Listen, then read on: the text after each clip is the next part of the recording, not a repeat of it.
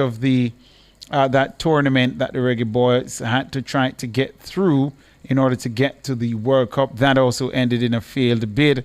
The JFF also confirmed that the technical staff, which guided the Reggae Boys during the FIFA Confederation World Cup playoffs that I just mentioned in Mexico earlier this year, will remain in charge for the upcoming Unity Cup tournament. So we can hear many people asking the questions. Are we rewarding failure? Why are these individuals still in charge? Might be the question. The decision was approved, though, during a JFF leadership meeting on Tuesday following a recommendation from the Federation's technical committee. The coaching unit retained for the tournament includes Miguel Coley, Michael Donaldson, Aaron Lawrence, and Lamar Morgan. The group was first appointed on an interim basis after the resignation of former head coach Steve McLaren. He stepped down after Jamaica failed to secure automatic qualification for the 2026 FIFA World Cup. Some would say the only act of accountability during this entire campaign. In the meantime, 3 key members of Jamaica's failed World Cup qualifying campaign have already indicated that they will not be available for the tournament. Aston Villa winger Leon Bailey, Leicester City's Bobby de Cordova Reid, and Brentford City's Ethan Pinnock have all refused call-ups to the 24-man squad, which is due to assemble for the tournament at Charlton's Valley Stadium. The squad, which will feature a great deal of young players, will assemble in England on May 24. The local contingent will depart the island on May 23. For reactions, we're being joined by sports journalist and commentator Leger Williams, and also former Reggae Girls head coach Charlie Edwards. We are hoping to be joined by the founder of Phoenix Academy, Craig Butler, who should also be with us. Hopefully we'll be able to get through to him before we complete the conversation. Gentlemen, top of the afternoon to you. Welcome to the program. Thanks for having me. Good evening to all you gentlemen. Okay, good afternoon. Good afternoon. Thanks for having me as well. Let me begin with you as a former Reggae Girls head coach, Charlie Edwards.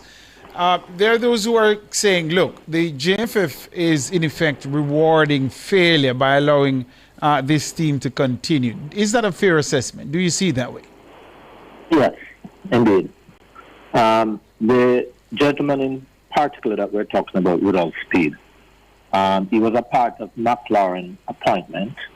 He became advisor to McLaren. He went off with his own team and they failed. Now, we take it even back a little bit more, where he was instrumental in removing Tapper Whitmore. And today, Tapper Whitmore still boasts a better record than these guys, by far. And I'm not saying we should go back there, or we shouldn't, but the point is that he has failed in many ways. And we are indeed rewarding failure with another try. Or, we keep rewarding failure, and we need to stop and look at what we're doing. All right. The line is getting a bit distorted there, Charlie Edwards. Let me see if we can bring Leger Williams back into the conversation. Leger, do you agree with those sentiments? Is the JFF, its technical committee, all of those involved, the board, are they rewarding failure by allowing the team that failed to qualify from that playoff to continue to lead the team? No, I wouldn't say that they're rewarding failure. I think that there's obviously context and nuance to everything. I do understand that public perception, and it is said that Rudolph Speed would have had a big hand in, first of all, selecting head coaches. But based on all the information that we have, it is a committee. I don't doubt that he has a say in that committee. But at the end of the day, he only took charge with this current coaching staff for 2 games. New Caledonia, it wasn't overly convincing, and Congo, it was always going to be a tough task. I think the job should have been done beforehand in the normal World Cup group with Curacao, Trinidad and Tobago, and Bermuda.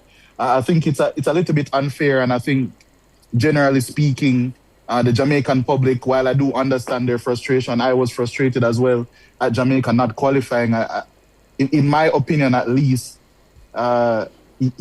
everyone wants to have their cake and eat it as well. You can't, on one hand, call for saying that the international coaches, the European coaches that are coming in aren't good enough, in tune with the culture enough, selecting the right teams, providing performances that aren't conducive to winning and getting to a World Cup, and calling for local head coaches and more local people to be involved in the program. And then when you get the most successful local coach of probably the last decade in Jamaican football, everything he's accomplished with Cavalier, you're then upset because you don't like him, or you think he's a little bit too outspoken, and you don't like his style of play. And how does that enter the fray when he got a chance to qualify the team and he failed? The coach who didn't qualify the team during the regular round of qualifying out of the group stage, he did the honorable thing and resigned.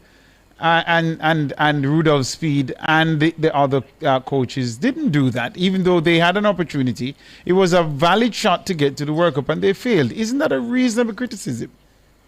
Yeah, but coaching isn't... Football in itself is not that black and white. He got 2 games, a very small window to execute those plans. Could Jamaica have done a little bit better? Yes, but especially the game against Congo, on paper and in reality, a significantly better team than Jamaica. It was always going to be a very tall order. I think if you're judging Rudolph Speed's capability as a coach based on 2 games, I think if you're judging any coach's capability based on 2 games, I think you're doing them a mighty disservice. And based also on my information as well, it's not a case where it's set in stone that Rudolph Speed will be Jamaica's coach heading forward. It's just for the Unity Cup. There are coaches, European ones, including Darren Moore, including other coaches that are currently applying for the job for the future. All right. So I think if it was going to be a case where Rudolph Speed was going to be the coach forever, I would understand the outrage, but at current, I really don't. All right. How do you respond to that, Charlie Edwards? He's saying, look, it was just 2 games. Is that the appropriate context, or should it be viewed against the broader backdrop of us failing to qualify for the World Cup in those 2 games? He has a valid point, I must say, but I still differ in the sense that I believe that he's not going to be the coach going forward. And this is a great opportunity to put someone else out there and look at their performance and see if we can work with them or not. Should the rebuild have started now? Exactly. Yeah. That's my point. Exactly, my point. Is that a fair point, Ligier, that the rebuild should have started now with the Unity Cup? I mean, I guess, but the Unity Cup, the squad isn't going to be the strongest. It's not going to be the same crop of players that we expect to be seeing consistently throughout the next cycle of World Cup qualifying or Gold Cups or any competition that Jamaica will be in. And then if you implement a new coach now and saying you're going to see what he does, if he doesn't perform well at the Unity Cup, what's next? You're going to fire him and pay him off. So they bring in another coach. It's an endless cycle of mediocrity. But it's unfair. To your point, though, Ligier, this failure is perhaps more spectacular to qualify for the World Cup. Is perhaps more spectacular than any other time that we have failed since 1998, because Mexico wasn't in the runnings, the US wasn't in the runnings, Canada wasn't in the runnings, yes, and Jamaica still did not qualify. And the playoff tournament is a part of that entire sordid episode, which is why, and I'm just pushing back on the point that you made, that Rudolph Speed and the others should take some amount of accountability as well, and should have walked like McLaren did. Yeah, but McLaren was in charge for quite some time. The warning signs were there for quite some time. If you're going to say, from a point of view that Rudolph Speed is culpable for Jamaica's failure, maybe him and the technical committee of not getting rid of McLaren after the Gold Cup, Rudolph Speed has been on record speaking after the fact, saying that he did go through all the protocol. The players were happy with the head coach. The players still were confident that they would get to the World Cup despite the poor Gold Cup showing. He did his due diligence, according to him. That's information that we have. All right. But I think if you're going to say that Rudolph Speed is culpable for Jamaica not going to the World Cup because of the 2 games he coached, I think that's an unfair But assessment. you keep saying 2 games. If they won those 2 games, would they have gone to the World Cup? But coaching isn't that No, black but and white. but you haven't answered the question. If they won the 2 games, would they have gone to the World Cup? Yes, they would have gone And to if the they World went Cup. to the World Cup, would you have credited Speed? I would have credited. So why Speed, wouldn't yes. you give him the blame now? Okay, so you see, there's this saying, right, when in the world of football, where they said you shouldn't judge someone holistically off their ability to turn water into wine. I say that to say that if Speed had done it, it would have been a great achievement. One, because as I've mentioned earlier, Congo is a significantly better team than Jamaica, and their program is much more advanced than ours is, right? The bulk of the work should have been done beforehand. We had this easy road that you're painting was an easy road in the initial qualifying stage when we had Curacao, Trinidad and Tobago, and Bermuda. Yeah, but you don't see how terribly inconsistent your argument is. You said you would have credited Speed if he made it through the playoff tournament, but you don't want to apportion the blame to him. That is inconsistent. I wouldn't say that's inconsistent. Reason being, okay, so if you're saying that someone deserves credit for something, right? If someone is if there's a bad situation and someone solves it, right? So, all right, say for instance, your car broke down on the road, right, sir? Your car has broken down on the road. You call someone in an emergency and said, can you please help me in this situation? You know that this person, he could do it, but it's going to be a difficult task. If he doesn't achieve that difficult task, are you then going to say, you didn't do a good enough job, don't be a mechanic anymore? No, but nobody's telling Rudolph Speed not to coach anymore. Exactly. That's not a great example. You're saying you shouldn't coach the national team anymore. No, all right. So if the person fails to fix your car, if the person failed to fix your car in that crisis, and you need to get a mechanic after you've gotten out of this crisis, would you go back for that same mechanic? That is what you should ask yourself. I would go back to that same mechanic. That left you stranded by the roadway. You'd go back for him. No. Boy, you're a man of immense faith. We're up on a break, gentlemen. Let's take the break. And when we come back, I want us to talk much more broader now, beyond the coaching staff. What about the JFF and those who occupy those positions in the JFF, the president et al.? Should they be held accountable for this spectacular failure regarding the World Cup? Soon come.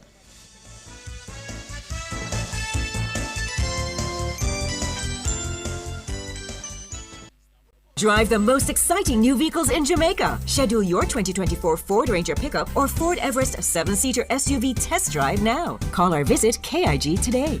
The time by KIG is 6:40.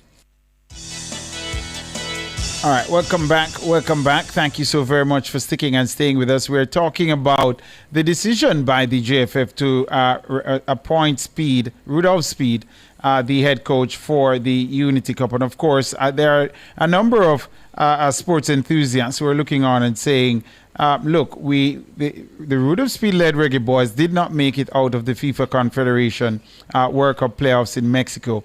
And they just can't for the life of them understand why he would be reappointed to take charge of the team for the Unity Cup. We have with us in this discussion Charlie Edwards, former Reggae Girls head coach, and Leger Williams. He's a sports journalist and commentator. Leger, hopefully I'm pronouncing your first name correctly, am I? Yeah, you have it spot on, man. All right, Leger. All right. So, let's talk about the JFF now, Charlie Edwards. Should anyone at the JFF be held accountable for this spectacular failure? Most definitely. Ain't no two ways about it. The captain of the aircraft is responsible for all that takes place on the aircraft. But I just want to go back to something a little quickly. Mm-hmm. I think this is a grand opportunity. I mean, I think Miguel Cole had even put in an application to become the coach. You don't have to dismiss the entire staff, but if he is there as an assistant, you could give him a shot at it. Any other person. I think 2 English-based players have applied for the job also. But anyhow, back to the JFF. Definitely, the president has to take responsibility for a lot of what has happened. And I think they should be in dialogue right now, looking at the whole thing and doing a post-mortem, look at what went wrong and how we can put it right. And it doesn't appear that you're, based on the fact they've reappointed Speed, even though, albeit for a month, that any sort of post-mortem has taken place. Is that the feeling? Is that how you're reading the situation? Zero. What say you to that, Leger? Do you think the president of the JFF or and those in the hierarchy of the JFF should be held accountable for this spectacular failure? Held accountable in what way, though, is what I'll ask first before I answer. The McLaren held himself accountable by resigning. Okay, well, no, I don't think so. Reason being, first of all, Jamaica doesn't only have one national team, right? That's the first and most pertinent point. Jamaica's under 15, under 17, under 20, and the senior women's team alongside the youth women's teams are in a very, very successful vein at current. The under 17s have qualified for the under 17 World Cup for only the third time in our history. The under 20 have an opportunity to do the same for the second time in November. The senior Rega girls are in great position to qualify as well. The under 15 boys just won a tournament this past summer as in CONCACAF, in the Caribbean. So if you're judging a federation, one second, Charlie. If you're judging a federation, you can't judge them off one team. So that's the point I'm making. I think it would be an inaccurate assessment to say that the JFF is failing on both a commercial side and on the field. A team that represents Jamaica failed on the pitch, but the JFF as a federation at current isn't failing. Let me come back to that point, because I think that is a point that I wasn't considering until I had a conversation with someone earlier today. But let me hear you on it, Charlie Edwards.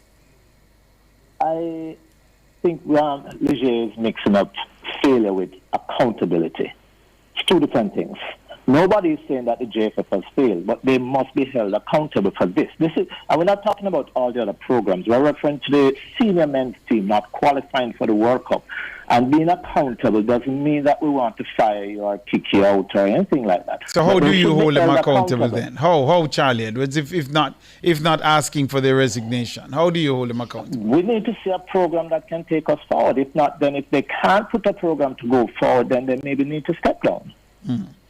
Okay, so what is the program? All the other teams that you mentioned in Leger, none of these teams bring any money into the JFF right now. If you don't have a men's senior team, not even a women's team bringing the amount of money that the men's senior team carries in, every other team feeds off that. And that is what needs to be going forward more than all the other teams. We missed out on what, about 12.5 million US, I think, if we had qualified. Is that close to 3 billion Jamaican dollars?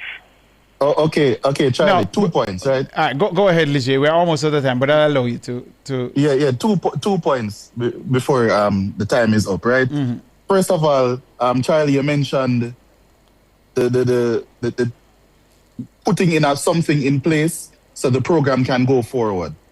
A program going forward starts from its youth. If all of the youth teams are performing at a high level, isn't that the program you should be seeing? So something can go forward. Isn't that the federation? That's a reasonable point. Let me hear him respond to that, because the youth team, the under 17, qualified for the World Cup, under 20 on the cusp of qualifying for the World Cup. That's a serious argument he's put on the table. How do you respond, Charlie? I will say I agree with you 150%. But can you tell me of one time in the past where transition has taken place to the senior team? Okay, you're mentioning the past, which I guess is valid, but. No, hold on. You're mentioning the past, which I in some aspects is valid. However, you just asked for some evidence that the program can go forward. At no point in Jamaica's history have all of their youth teams been this successful at the same time. But there's no transition. Gentlemen, you don't know. You don't know that yet. You're just assuming of prior failures. We're out of time, but I have to put this there and just get a quick, short response from both of you. That I wasn't really looking at it until I had a conversation with a very high-ranking official in the Jamaican footballing architecture. And the person was saying to me, we can't just say the JFF is failing because the Reggae Boys failed to qualify, the senior men's team. Because as you were pointing out, Ligier, the youngsters are doing well, the senior women's team are doing well, and they're saying you have to judge the JFF on the entirety of the performance over those various teams. And quite frankly, I said to the person, I wasn't really looking at it like that. And then on the flip side, someone else raised the point that you raised, Charlie Edwards, that look, Jamaica missed out on a good money by failing to qualify to the World Cup, right? Not qualifying, pardon me. And that is why it has to be weighted more heavily than the others, because we're talking about big money that can move the program forward if Jamaica gets that. I give both of you two closing remarks, just 30 seconds for closing remarks from both of you. Beginning with you, Ligier. Well, I don't, everything that's said here today, I don't think the JFF has failed. Unfortunately, the senior Reggae Boys, there were things going on. The team couldn't qualify. Hopefully, we can move forward in the future. But I think on a whole, the Jamaican public and football fans are a bit reactionary, and we should be trying to propel the program forward instead. Indeed. Thank you. Charlie Edwards, your final remarks? I don't think the JFF has failed in any way, but they need to be accountable. What I'd love to see is a blueprint taking us forward down the road. All right. Well, gentlemen, thank you for the time and the thoughts. We continue to talk football. It's a big deal here in Jamaica. So, Ligier Williams, sports journalist and commentator, thank you so much. And Charlie Edwards, former Reggae Girls head coach. I appreciate the time and the thoughts, gentlemen. Have a good one. Gentlemen. No problem. Indeed. This has been The Nation's Business. When we come back, I'll take you around the world.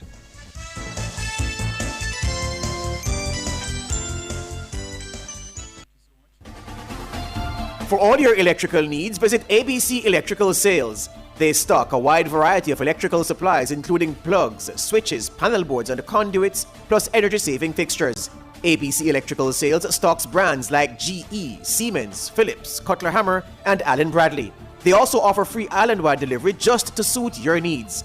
Visit them at Shop 8, Hagley Park Plaza, Kingston 10, or call 876-754-3714-5 or 876-754-3825-8. ABC Electrical Sales, for a better choice in the electrical business.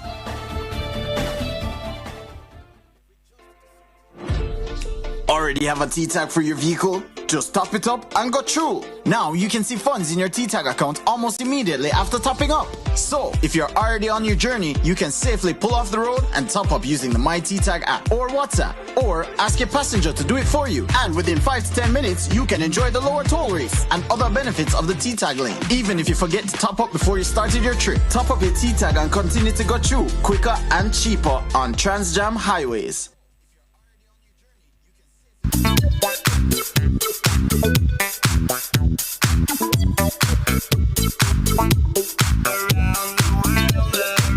Welcome back. Thank you so very much for sticking and staying with us right here inside the Nationwide at 5. Now, voting in elections across England, Scotland and Wales has closed after Thursday's elections. Yeah, that's today. Votes are being counted in 46 councils in England out of 136 local authorities where elections have taken place. In Scotland and Wales, voters have been deciding who will govern their countries, with all seats in their national parliaments being contested. Over in England, though, voting took place for about 5,000 seats across 136 councils, as well as 6 mayoral contests. Meanwhile, counting doesn't begin in Scotland and Wales until Friday, but there will be some results in England overnight. Prime Minister Sir Keir Starmer is facing the biggest test of his premiership following his party's victory in the 2024 general elections. He could potentially lose hundreds of council seats, as well as Labour's dominance in the Welsh Parliament, the Senedd, in the biggest test of public opinion since the general election. Let's go live to Sky News for the latest. Ground operation, the troops on the ground, the councillors, their families, are going to be seething tomorrow morning. And the reason they're going to be seething is the complete breakdown of discipline in the Labour team, in the Labour cabinet. We've had almost every day of this campaign a rumour about Wes Streeting and his team, where they sent the wrong text to someone at number 10 about what they will do when Wes takes over. Andy Burnham saying that he'll keep Keir Starmer on as Foreign Secretary or in another post. Tonight, Ed Miliband. If you are a councillor, and I remember, the first time I stood for election in a general election was 1997 under John Major, where every morning, in those days there were no more smartphones, we'd get a fax which said, here's what the Prime Minister is going to go on, poor old John Major. And of course, by midday, right, you're knocking on doors, and he's been completely blown off course because someone in the party had challenged. But look at reform as well. This £5 million gift that Nigel Farage has been given. A lot of people are scratching their heads, saying, "Hang on a minute, what is this all about? He's meant to be a man of the people, and he's accepting £5 million from a mate." Right, and he's addressed it. And he's talked about why. Well, eventually, someone backed him a lot of television programmes are asking when he was not a member of Parliament with a private gift. And of course, we are a democracy. Right? People are voting. They've known this story has been out there. Let's see what happens tonight. But the point I'm making is a lot of the activists now, both for Labour and the Conservative Party, are going to be really hurting tomorrow morning. The problem for Kemi, in many ways, is almost compounded because, even if you want to believe she's doing a little bit better at the dispatch box, and probably that is true, when she says, "Here's my strategy, let's go," and she looks behind her, there's no troops. There is no ground operation, whereas at least Labour can still probably call on the unions to get some activists out on the streets. There is going to be absolutely no doubt a lot of heartbreak, anger and resentment over as there were. By the way, I interviewed, this time, after the election, lots of Conservative, really good. In fact, I've interviewed people from your old patch as well, who were very disappointed when you defected to Reform, because they put a lot of effort in for you as well. They'd worn out a lot of shoe leather for you. But I do think that one of the things that will be interesting is, come the next election, when the stakes are so high, because there is a huge chance Nigel Farage will become Prime Minister. There is a huge chance of that.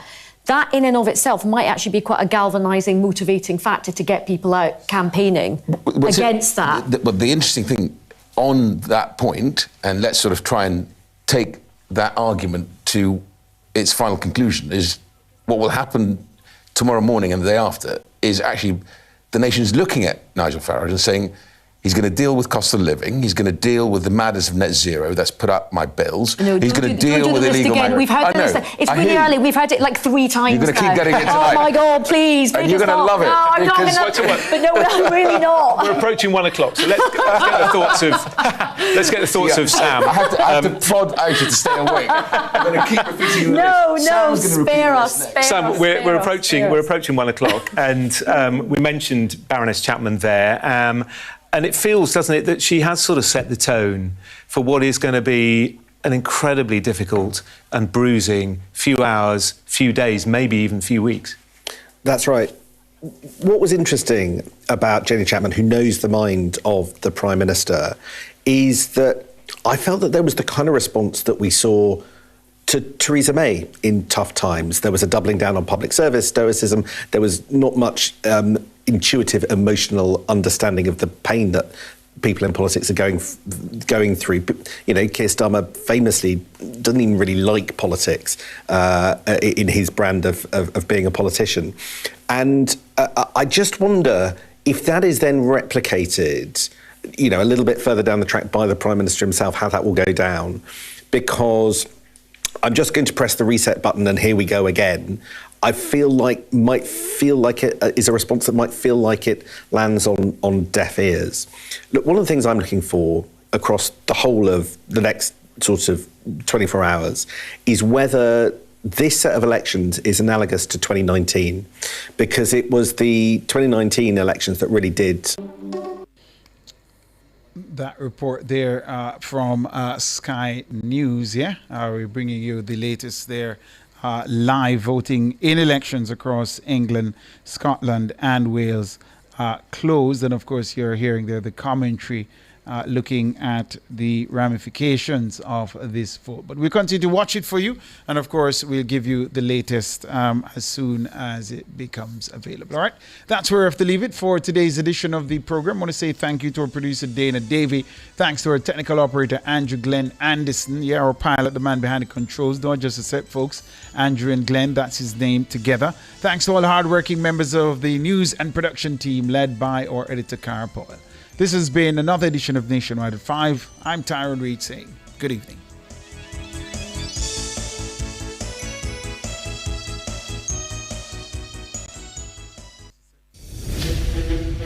This station